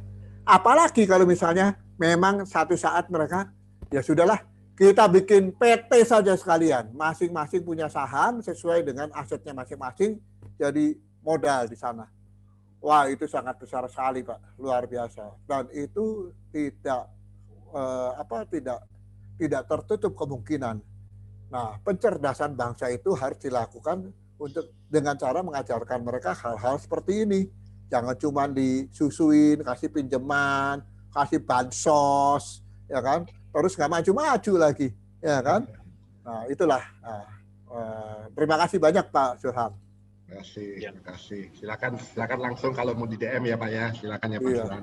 Oke, silakan ada kesempatan yang lain, teman-teman yang lain. Katanya seru nih, mulai seru nih. Mungkin ada yang mau sharing tentang nih. Ada yang saya tahu nih ada teman saya juga. Dia di pasar modal, mungkin dia juga sudah mau tanya nih. Ini gimana nih UMKM bisa masuk pasar modal? Ada kesempatannya gimana? Atau pertanyaan yang lain? Silakan Pak Budi. Silakan. Oke, nggak tahu udah siap belum? Atau yang lain mungkin? Pak Brian itu mau bertanya. Pak Brian, silakan Pak Brian. Pak Brian, silakan Pak. Ya, luar biasa nih. Katanya UMKM itu berlaku untuk 7 tahun. Itu mulai dari kapan ya? Apakah ada yang ngomong dari sejak itu diterbitkan, ada yang ngomong sejak didaftarkan? 7 tahun tuh 7 tahun apa Pak Brian ya? Maaf ya. Jelas, Pak? Ya, jelas Pak. Silakan Pak. Berlalu 7 tahun. Iya, maksudnya gimana Pak? Coba bisa Bapak jelaskan Pak Brian. UMKM pribadi itu berlaku untuk 7 tahun. Ya, dan 7 tahun itu mulai dari mereka mulai usaha, mendaftarkan tempat izin UMKM, atau dari mulai peraturan UMKM pribadi itu dikeluarkan. Karena saya banyak membimbing orang-orang bekas artisan saya yang bikin UMKM, dan mereka bilang daripada gini-gini ya nggak usah Pak. Jadi mereka pakai nama pribadi akhirnya kurang bonafit ya. Jadi tidak ada nama PD atau usaha dagang mereka, jadi kurang dipercaya. Gitu. Itu yang saya alami Pak.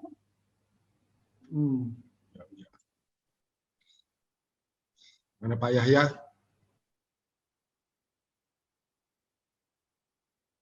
Maaf Pak, didengar Pak? Dengar Pak. Cuma nggak tahu Pak Yahya kelihatannya gambarnya hilang ya.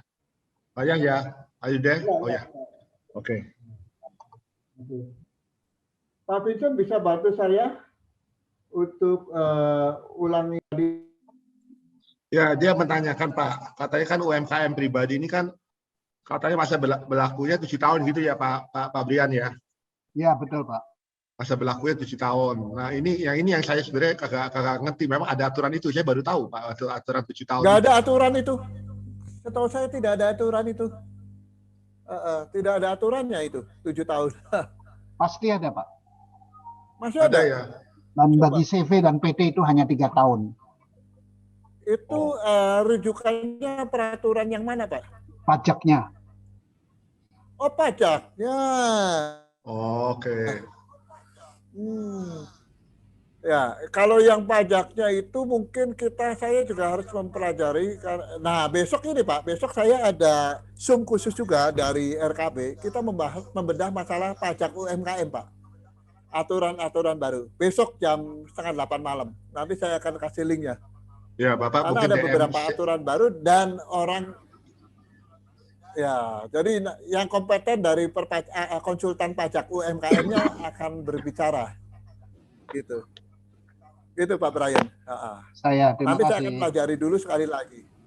Ya, mungkin Pak Yahya bisa share Pak acaranya, linknya ke saya atau ke grup ini biar nanti saya share ke teman-teman kalau mau ikutan untuk acara besok Pak. Boleh. Saya ketik di sini juga ya, acaranya besok pakai ID-nya. Ya. Ya. Bapak catat aja di linknya, di chatnya maksud saya. Karena dalam UMKM ini yang menarik adalah pajak ya. Cuma 0,5%. Iya betul, 0,5%. Ada passwordnya ya Pak ya, itu ID-nya ya. Pak. Plus. Nah, mungkin teman-teman silakan Pak, teman-teman catat ya, di sini ada untuk ikut. Acaranya jam berapa sih Pak? Acaranya besok jam 7:30, habis makan malam lah. Oh, Memang acara yang benernya jam 7:30. Ini saya kaget. Itu salah teknis Pak, saya minta maaf Pak. Okay. Jadi saya terlalu bersemangat juga, saya pikir waduh semangat juga ini. Dikira Pak. Tapi teman-teman saya apresiasi, 6:30 banyak yang join juga rupanya. Udah semangat juga dengerin Pak Yahya nih. Baik. Kita lanjut ya, ada pertanyaan ini mungkin dari Pak Agus Suprana. Silakan Pak Agus. Pak Agus Suprana, mau saya dibacain atau UMKM dikelola oleh BKM. Apa ini BKM ini? Mungkin ayo Pak Agus bisa jelaskan Pak Agus. Pak Agus. Agus Suprana.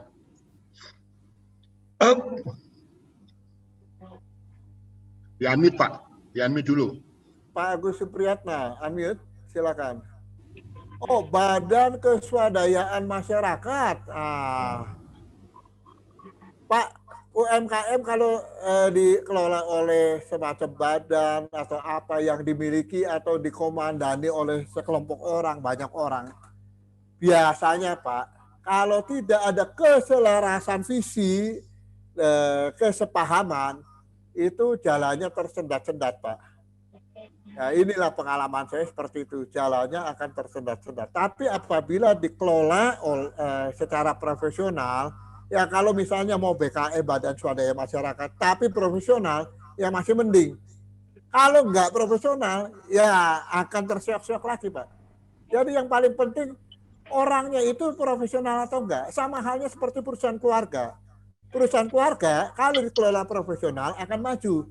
Kalau dikelola secara tidak profesional, perusahaan ini akan mengalami kemunduran pelan-pelan atau statis, jalan di tempat. Jadi itu Pak. BUMDes Pak, saya menemukan banyak sekali BUMDes yang ya sebenarnya BUMDesnya punya potensi menggarap di desa, potensi-potensi desa. Tapi kenapa nggak berkembang?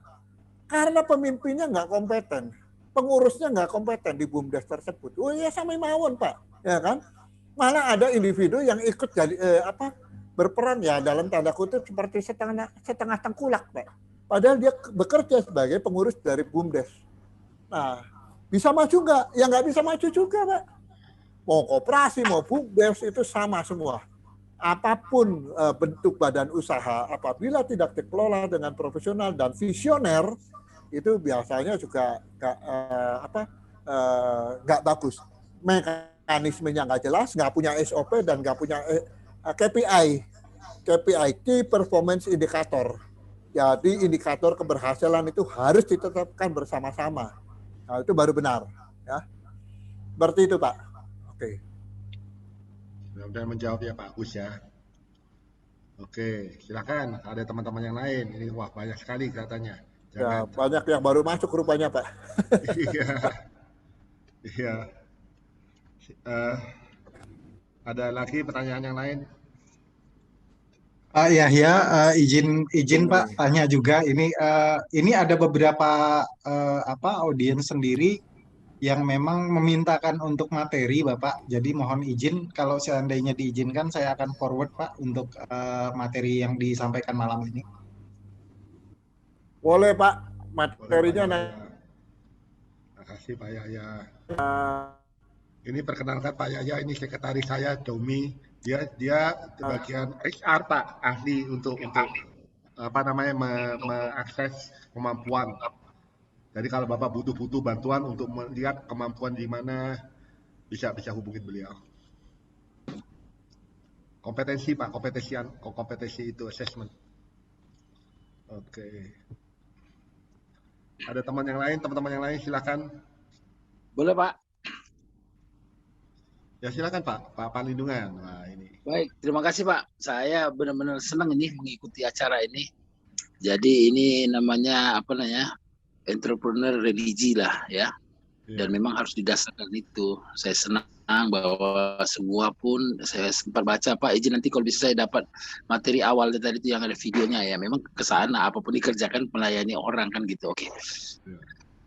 Pak Yahya, saya sangat tertarik yang Bapak menyebut tadi UKM itu harus kita bagi yang produsen dan yang trading. Dan ini touch-nya berbeda. Nah, saya mau tanya Bapak, apakah pernah ide ini disampaikan ke Menteri? Karena apa? Kalau UKM trading, maaf, ya konten lokalnya dari Cina semua kan gitu. Bukan yang dari lokal. Sementara kalau UKM produsen, itu konten lokalnya makin tinggi kan. Apalagi pemerintah sekarang kan menyarankan konten lokal, artinya perlu dalam negeri lah kan gitu. Nah, saya pikir dua hal ini yang terus terang Pak Yahya, saya belum pernah dengar selama ini. Saya kan anggota mantan Pak, saya 15 tahun di Senayan sebagai anggota DPD. Dan terakhir, wah terkejut nih. Wah Pak Yahya ternyata lebih dalam ya. Tentang ada UKM produsen dan ada UKM trading. Saya ingin kira-kira KPI-nya apa yang pantas yang berdua ini. Sehingga ini bisa kita bagi dia. Dan saya sampaikan kalau di daerah ya seperti di Medan kami itu kan kalau seperti ada kredit union ya. Dan untuk menjadi kredit union, dan dulu itu ada Katolik, ada Kristen, dan sekarang umum lah kan gitu. Dia itu baru bisa ikut minjem sudah nabung dulu dan sudah di training. Memang bunganya tinggi, tapi semua menikmati kan gitu. Nah, tapi dia, saya melihat ya yang masukan dari saya ya karena hanya simpan pinjam, ya sesudah dipinjam nggak sampai apa. Nah, ini saya pikir bisa masuk ke sana, Pak. Yang pelatihan-pelatihan UKM yang betul-betul, karena mereka punya finance, bisa pinjam tinggi bunganya loh, Pak. Tapi setelah dipinjam nggak tahu ini kemana duitnya. Yang penting mulangin. Nah, mulanginnya bisa rumahnya dijual dan lain-lain. Saya pikir ini yang ingin dua hal nih Pak tadi tentang KPI yang UKM produsen dan UKM yang trading, dan yang kedua bagaimana caranya UKM ini bisa men-touch credit union yang ada di daerah. Jadi kalau di sana, wah gedungnya keren-keren Pak. Ada saya tahu persis itu di tebing, mau hebat semua, anggotanya banyak, tapi nggak tahu duitnya kemana dibikin. Saya pikir ini nyambung. Terima kasih Pak. Ya, terima kasih Pak Parlin. Mengenai UMKM yang trader dan yang produsen, itu saya pernah sampaikan Pak. Pertama saya sampaikan di MPR, kedua saya sampaikan juga di acara dengan Pak Menteri, ketiga saya sampaikan juga dengan Deputi Kemenkop Koperasi UMKM di gedung Kementerian Koperasi. Memang ternyata tidak mudah untuk dalam arti bukan pengen menggusur Pak, tetapi supaya UMKM produsen ini lebih berperan. Karena ternyata UMKM trader itu lebih lincah daripada UMKM produsen Pak. Dan sebagian besar UMKM trader ini harus diakui mereka-mereka itu sudah melek digital Pak. Apalagi yang milenial. Kalau kita kan kolonial Pak. Yang milenial ini lebih melek digital. Jadi mereka ini yang betul-betul sangat lincah, modalnya minimal, ya mereka dengan gesit melakukan ya manuver-manuver sehingga UMKM produsen juga terdesak. Nah, ini perlu political will yang kuat dari pemerintah untuk merem juga arus barang dari luar yang dimainkan oleh para trader-trader ini. Dan bagaimana supaya yang produsen ini juga bisa lebih hidup. Tidak hanya sekedar mengandalkan sekarang mereka dibantu belanja oleh pemerintah dan BUMN. Nah, kalau cuma mengandalkan bantuan pemerintah dan BUMN kan ini nanti akan tidak punya fighting spirit Pak, UMKM kita yang produsen. Itu jadi saya pernah menyampaikan dan saya akan terus menyampaikan. Nggak bosan, dan kalau bisa konsumsinya bukan hanya oleh para pelaku, para BUMN dan juga Pemda dan sebagainya, tapi juga kalangan swasta. Ngapain kita pasang logo bangga produksi Indonesia, aku cinta produksi Indonesia, tapi kita sendiri nggak pernah mengkonsumsi. Ya, kita sendiri nggak pernah membeli, kita sendiri juga ya masih suka lihat-lihat barang yang luar, barang orang. Kalau kita sudah bisa bikin, kita bisa produksi, kenapa kita tidak manfaatkan? Nah, itu pemikiran saya. Makanya konsumen ini juga saya bagi dua, konsumen nasionalis dan konsumen yang non-nasionalis. Kalau konsumen nasionalis pun itu pasti mengkonsumsi produk nasional demi ikut penguatan ekonomi. Tapi kalau konsumen yang tidak nasionalis, ya ngapain kita, nggak penting lah. Pokoknya gua cari yang murah, yang gampang, dan sebagainya. Padahal produk orang sendiri juga ada. Produk tetangga juga ada. Frozen food bikinan tetangga juga ada. Tapi kita carinya produk-produk yang sudah branded, sudah apa. Nah, jadi itulah menurut saya jawaban yang pertama. Nah, kalau yang kedua Pak, masalah yang tadi yang Bapak soal keuangan dan sebagainya Pak, ngomongin masalah UMKM Pak, 1 hari, 2 hari, 3 hari nggak bakal selesai Pak. Meletakkan pemerintah fungsinya di mana itu sendiri juga, wah, saya diskusi dengan Dinas Koperasi UMKM di Jawa Barat. itu pun masih, wah ini nggak bisa, kalau ini nanti adalah bagiannya ke sini, ini harus ke sini, ini ke kita harus bicara sama Kementerian Perdagangan, Dinas Indak provinsi, karena wah, jadi semua berputar semua Pak. Kembali lagi Pak, apa yang harus kita lakukan di sini adalah memang orang-orang yang berani berpikir untuk mendobrak kebekuan dan kekakuan birokrasi, termasuk yang diciptakan oleh pemerintah. Padahal pemerintah yang sekarang, Pak Jokowi sudah berusaha melonggarkan, menyederhanakan dengan segala cara, undang-undang cipta kerja dan sebagainya. Tetapi di tingkat pelaksananya, itu diakui sendiri oleh seorang Teten Mas Duki ketika Zoom meeting dengan saya. Zoom terbatas, kami Media Group dengan salah satu bank pihak perbankan. Saya waktu itu yang mengarahkan meetingnya. Dan saya bilang, Pak, saya paham bahwa kebijakan apapun mengenai UMKM Bapak tidak berdiri sendiri karena masih harus ada lintas departemen yang berkepentingan dengan departemen lain. Kemudian ke bawahnya itu ada wewenang yang dipegang oleh Pemprov masing-masing. Sehingga Bapak tidak bisa langsung ke sana karena dinas-dinasnya ada di bawah Pemprov, ada di bawah Pemda. Dan kebijakannya jadi sudah dibuat sedemikian rupa, tapi eksekusinya tidak akan pernah selaras, tidak pernah sejalan. Kurang lebih begitu, Pak. Jadi mungkin melalui Apindo salah satu wadah, di mana kita bisa bersuara untuk memberikan kritik maupun saran kepada pemerintah, Pak. Termasuk yang sekarang kan kita lakukan di Apindo UMKM Academy, terlibat di Smesco, terlibat di mana, terlibat di acara ini, acara itu.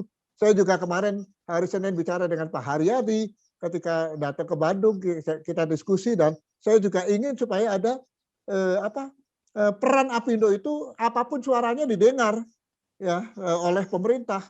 Jadi bukan Kadin didengar, Apindo juga didengar, karena mereka itu juga perlu mendapat dikritik. Ya, nggak bisa enggak. Dan kasihan kalau yang satu kementerian bekerja dengan baik, dengan sesuai dengan koridor yang sudah bagus, tapi kementerian lain belum mendukung, masih punya egonya. Nah, ego inilah yang harus dihancurkan. Nah, bangun ekosistem, jangan ekosistem. Begitu. Ya, semoga memuaskan Pak Parlin. Pak, terakhir nih Pak, saya mau tanya. Saya kan melihat ada Menteri Koperasi dan UKM. Ya. Sementara di Kementerian Teknis masing-masing ada koperasi UKM-nya. Nah, yang mau saya tanya, datanya itu data dari mana itu? Apakah kumpulan dari perindustrian, perdagangan, pertanian, kesehatan, pariwisata, itu digabung menjadi data agregat? Ya, atau gimana itu? Saya sampai sekarang belum dapat itu, Pak. Karena sama, Pak. Benar kan? Kalau semua dihitung udah banyak kan, tapi yang real itu yang selama ini kita lihat itu kan UMKM-nya kan baru perdagangan kayak Bapak bikin itu keripik apa itu kan ya boleh lah, tapi misalnya klinik, hospital, laboratorium di bawah berapa miliar tadi itu kan ada juga gitu. Apakah itu masuk UKM misalnya? Jadi kalau saya pikir ya ini baru pemikiran, nanti kita ngomong-ngomong deh Pak ya, ini hanya yang lain. Sebaiknya di Kementerian Koperasi UKM itu think tank. Tidak perlu operasional di kementerian terkait masing. Jadi dananya itu ke sana gitu. Jadi ya tapi kan masing-masing menteri kan ingin ada kerjaan juga gitu kan. Kita tahu-sama tahu itu. Ya udahlah, tapi kalau saya terus terang kalau UKM ini sampai sekarang masih perlu banyak diskusi yang panjang yang artinya apa ya? Tabrakan ini sama yang lain. Nah, tapi oke enggak apa-apa. Betul. For the time being is good lah ya, karena membuat koperasi membuat PT udah bisa perorangan kan gitu, jadi tanggung jawab sendiri itu kan gitu. Memang sebenarnya kalau menurut saya di badan hukumnya Pak yang dipermasalahkan, bukan di operasional teknis. Operasional teknis kasih kementerian terkait. Betul. Oke, tapi ini hanya diskusi. Silakan Pak, terima kasih. Terima kasih Pak. Saya juga perlu masukan dan perlu bimbingan dari Pak Parlin senior saya ini. Jadi saya sendiri juga waktu itu bertanya dan memang Kementerian Koperasi sendiri harapannya adalah mengelola dana untuk UMKM ini dikelola melalui kementerian. Jadi semua ya sudah kumpulin dulu ya kan, kemudian nanti dibuat kebijakan dan bagaimana alokasinya. Masalahnya Pak, kementerian ini punya koperasi juga, kementerian ini juga punya binaan, BUMN ini punya binaan, semua punya binaan Pak. Pemda segala macam punya binaan, terus ada koperasi di mana-mana. Nah, datanya yang mana sendiri saya juga sempat bertanya, Pak, data yang mau saya pegang data BPS, data dari dinas di provinsi, data dari kementerian pusat, terus data BUMN punya sendiri. Ini yang data yang benar mana Pak? Sampai sekarang nggak ada yang bisa menjawab dengan benar Pak. Paling-paling ya sudahlah kita pakai data BPS saja dulu. Ya kalau data BPS, apakah yang data dari BUMN itu binaan-binaan BUMN ada di situ? Kan belum tentu ada Pak. Ya. Nah, jadi inilah PR besar Pak. Bagaimana kita yang Bapak bilang, masing-masing kementerian pengen punya kerjaan. Masing-masing BUMN pengen punya kerjaan. Bahwa dia punya binaan yang berhasil, seperti ini. Sehingga rasanya sepertinya tidak rela kalau dikelola oleh yang lain. Sepertinya begitu. Ya itulah sebabnya kita nggak pernah bersatu. Ya, karena sudah memecahkan dirinya masing-masing, nggak pernah bersatu. Coba kalau kita bersatu, beda Pak. Ya kan, duduk bareng-bareng semua. Oke, dari Kementerian Perdagangan duduk bersama ini. Koordinator, namanya juga Kementerian UMKM dan Koperasi. Ya dikoordinir oleh kementerian ini, udah titik kebijakannya. Jangan sampai nanti balik lagi di daerah, Pemda bikin aturan sendiri, Pemprovnya aturan sendiri, ini bikin aturan sendiri. Nah, itulah Pak. Ya, saya setuju. Pasti saya juga sepemikiran dengan Pak Parlin, tapi inilah memang jalan panjang pembenahan UMKM Indonesia yang sangat berliku-liku. Saya seorang diri nggak mungkin Pak. Saya berdua dengan Pak Vincent juga babak belur. Saya dengan Pak Parlin masih belum kuat. Ditambah Ronald Wala, apalagi Pak, masih belum kuat. Rasanya kita perlu 1.000 orang Parlin dengan Purba, 1.000 orang Ronald Wala, 1.000 orang Vincent, ditambah 1 orang saya. Kita bergerak sama-sama Pak ya. Itu jawaban saya Pak. Semoga ini berkenan. Nah, nanti kita di Kopi Darat kita diskusi panjang lebar. Luar biasa, luar biasa. Ya. Oke. Ayo. Sebelum kita lanjut, boleh nyalakan videonya dulu. Kita dokumentasi dulu ya teman-teman ya. Sebelum nanti ada yang udah satu demi satu, saya lihat udah mulai live nih. Silakan dinyalakan dulu videonya untuk didokumentasi. Pasang muka ganteng. Baik, mohon izin Bapak Ibu semuanya untuk bisa menyalakan videonya. Kita malam hari ini top skor tadi ada sekitar 27 orang Pak Vincent yang sudah 28 sempat Pak hadir. Domi. Saya udah lihat 28 tadi. ya. 28. Saya monitor tadi 27 sih sebenarnya, tapi 28. Ini soalnya Pak Yahya ada 2 gadget ini Pak. Ya, karena takut ini masalah tadi karena tadi baru hujan besar di sini. Oke. Oh ya. Oke. Boleh beberapa orang kita satu kali take saja ini. Sorry. Ini ada beberapa orang yang masih belum bisa menyalakan kameranya, tapi saya mohon izin. Saya ambil satu kali take dulu yang pertama. Oh, Brother Mars baru join. Oke, 1, 2, 3 halaman pertama. Dan saya akan pindah ke halaman berikutnya. 1, 2, dan oke, 1, 2, dan 3. Baik, terima kasih banyak Bapak Ibu. Silakan Pak Vincent dilanjut. Ya, makasih Pak Domi. Oke, kita lanjut ya. Mungkin pada satu pertanyaan terakhir mungkin sebelum kita tutup, kita mulai di jam 6.30 tadi soalnya. Silakan, ada satu pertanyaan terakhir. Mungkin dari Ibu kali ya. Tadi kan kita lihat dengan dari Bapak. Ada sini kan ada banyak ibunya juga di sini. Kita perlu masukan dari atau pendapat daripada seorang ibu atau 2 orang ibu di sini. Silakan.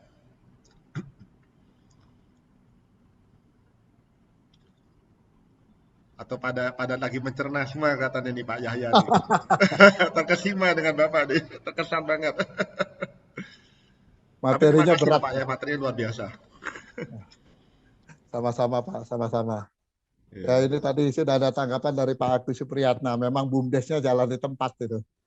Iya, ini makanya ini katanya mesti semuanya Bapak ngomong benar, kita mesti kerjasama semua nih, semua ekosistem harus dibangun, kalau nggak gitu wah parah nih Pak. Saya rasa gagasan Pak Vincent dengan acara malam hari ini bagus sekali dan mungkin jangan berhenti di sini Pak Vincent.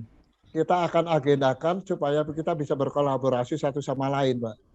Ya. Jadi yang perlu kita persiapkan pada saat ini adalah kita mempersiapkan mentor-mentor, Pak.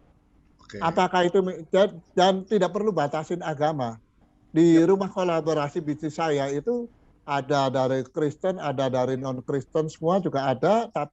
Ya, yang paling penting adalah karena kita ingin membangun bangsa dan negara ini, kita perlu cetak mentor-mentor untuk menjadi mentor UKM. Jadi salah satunya di RKB saya mencetak mentor yang kemudian nggak perlu semuanya berpusat pada saya.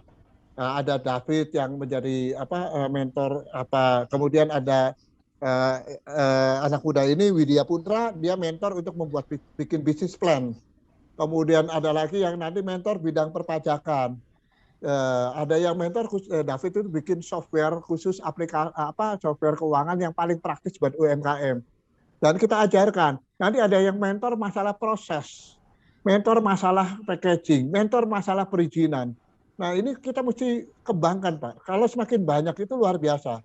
Jadi nanti dari satu dia membina mentor berapa orang lagi, satu membina orang berapa orang lagi.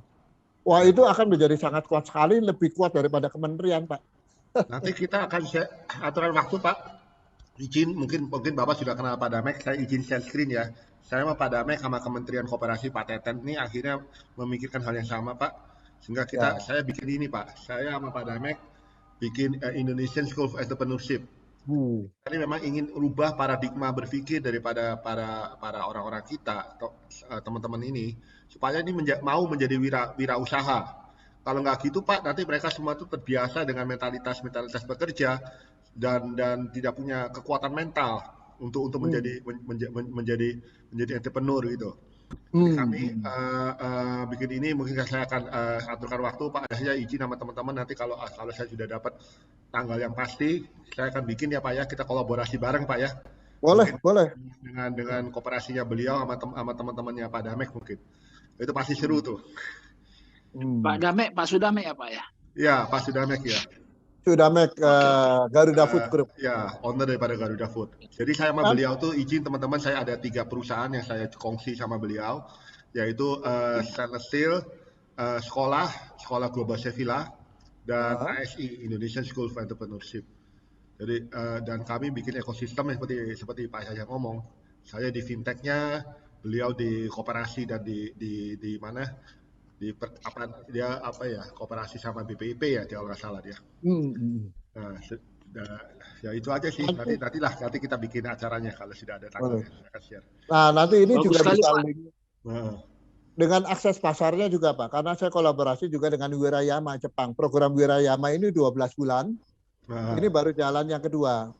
Setiap bulan kita punya program bisnis matching UMKM dengan pihak Jepang, termasuk produk halal. Kemudian dengan IDN Store juga kita ada program. Dengan IDBC, Indonesia Diaspora Business Council, kami juga sedang ada program.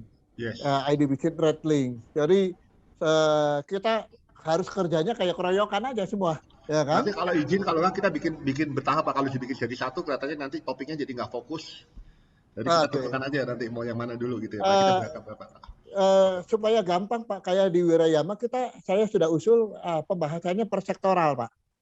Jadi nggak nyampur. Nah nanti kan dari situ kan dapat nih siapa nih kampion-kampionnya. Nah ini langsung dorong ke pasar. Jadi success story ini akan duplikasi ke yang lain. Bulan depannya sektor apa? Dorong pasar, success story ini akan duplikasi ke yang lain. Begitu Pak. Pasti beliau Pak boleh izin Pak Vincent? Ya Pak. Mungkin kita udah kenal ya, ada namanya IGB Network, Indonesia Jepang Business Network. Ya. Jadi saya tahu persis ada teman orang Indonesia yang kayak sudah punya supermarket tuh di Nagoya. Dia bisa ya betul. Wah tahu juga nih. Nah, saya kan pengurus IGB Network Sumut Pak, dan pendiri IGB Network, walaupun nggak pernah sekolah di Jepang gitu ya. Nah, jadi kita padu lah, informasi ini sangat tepat. Ini aja yang betul, yang lain nggak tahu Pak. Sari Raya ya. Ya, dia anytime setiap saat telepon aku. Dia mau bikin apa di sana. Mana Len dari Medan? Memang yang perlu dipelajari adalah quality control. Kemarin ada saya coba bawa keripik, dipulangin Pak. Rugi. Iya, betul. Technical, banyak on quality control lah. Saya Padahal udah kehilangan jago-jago. kontaknya dia nih, Pak. Saya kehilangan Iya. kontaknya dia. Tahun lalu itu Nanti saya ikut bareng sama saya. IGBN. Nanti saya kirim deh. Nah, jadi Pak Vincent, saya pun berteman baik tuh sama Pak Sudamek itu udah lama, udah 15 tahun lah, teman baik lah. Oke.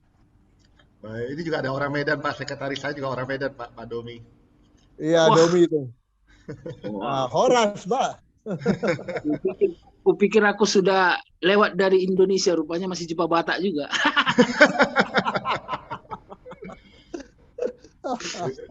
Oke. Thank you. Baik. Oke, mungkin ada pertanyaan terakhir mungkin. Nggak ada ya? Kalau nggak ada, saya kira kita tutup. Sebelum kita tutup, mungkin saya akan sedikit pengumuman teman-teman.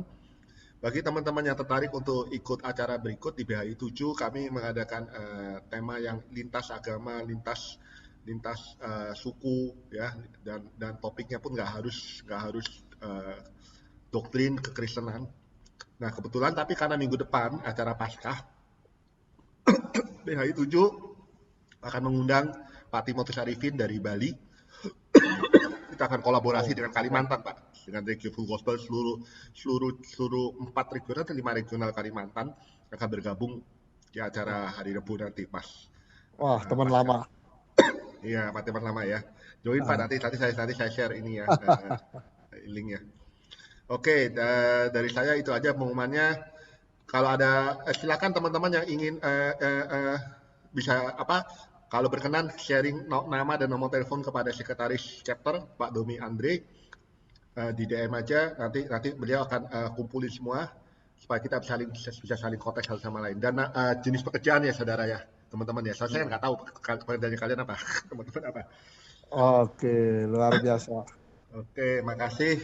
Nah, mungkin kita tutup ya, kita tutup dengan doa. Di sini ada senior saya ini Pak Halim dengan Pak Markus Valen. Silakan, mungkin karena Markus Valen sering doa, saya minta Pak Halim aja deh yang tutup dengan doa. Silakan Pak. Oke, mari kita berdoa. Bapa kami yang di surga, Tuhan Yesus Kristus, terima kasih Tuhan karena Engkau telah memimpin acara ini dari awal, pertengahan, sampai akhir. Tuhan, kami merasa diberkati oleh pembicara kami, yaitu Pak Yahya Sunaryo, yang memberkati kami dengan bagaimana mengatasi UKM di Indonesia dan bagaimana memberikan masukan tentang UKM di Indonesia. Tuhan, semoga perjuangan Pak Yahya untuk UKM ini bisa Kau seiring jalan, sehingga bisa berlancar, sehingga menjadikan berkat buat bangsa ini, sehingga bangsa ini bisa maju. Untuk kayaknya udah agak semangat sih lihat itu. Menjadi bangsa yang besar, karena demografi Indonesia di tahun 2028 yang menyatakan bahwa banyak generasi muda di Indonesia ini yang bakal menjadi berkembang pesat. Tuhan, terima kasih atas acara malam ini.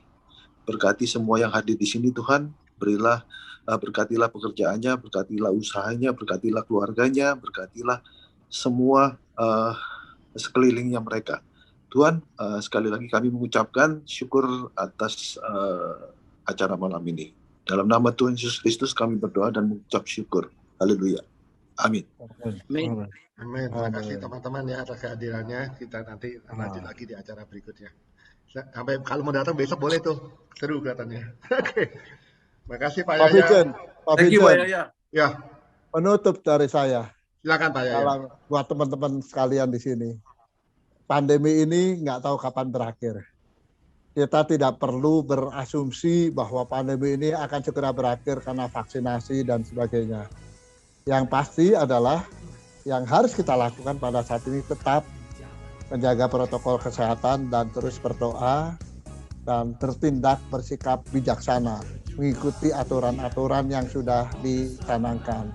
Dan yang terakhir dari saya, pandemi sudah meluluh lantakan seluruh dunia, tapi percayalah, bahwa masa depan sungguh ada dan harapan kita tidak akan hilang. Amsal 23 ayat 18. Masa depan kita sungguh ada dan kita tidak akan punah hancur oleh karena COVID-19. Tuhan di atas segalanya, Tuhan di atas segala perkara. Terima kasih, Tuhan memberkati. Thank you Pak Yahya. Oke, kasih izin ya teman-teman ya, saya end meetingnya. Terima kasih teman-teman hadirannya. Terima kasih.